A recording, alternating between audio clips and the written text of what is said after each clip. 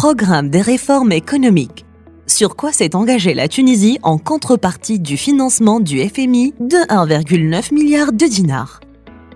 La Tunisie et le Fonds monétaire international FMI ont atteint le 15 octobre 2022 un accord au niveau du staff technique au titre du mécanisme élargi de crédit MEDC, d'une durée de 48 mois pour un montant d'environ 1,9 milliard de dollars, environ 6,3 milliards de dinars. Le programme présenté par la Tunisie a pour objectif de rétablir la stabilité macroéconomique, de renforcer les filets de protection sociale et l'équité fiscale et d'accélérer les réformes favorisant un environnement propice à une croissance inclusive et la création d'emplois durables.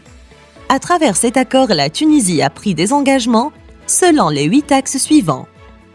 Le renforcement de l'équité fiscale à travers une intégration progressive du secteur informel dans le système fiscal et l'élargissement de l'assiette fiscale pour assurer une contribution équitable de toutes les professions.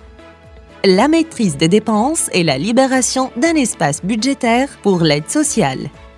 Le renforcement du filet de sécurité sociale en augmentant les transferts monétaires et en élargissant les dispositifs existants de protection sociale afin de compenser les ménages vulnérables de l'impact des hausses des prix.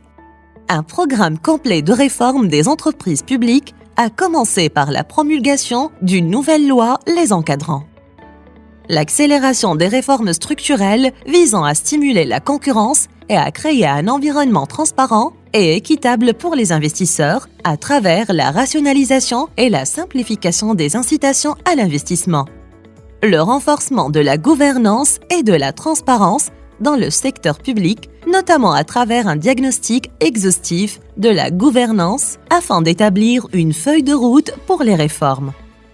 La promotion de l'adaptation et de la résilience au changement climatique en encourageant l'investissement dans les énergies renouvelables, ainsi qu'à travers la gestion des terres et de l'eau.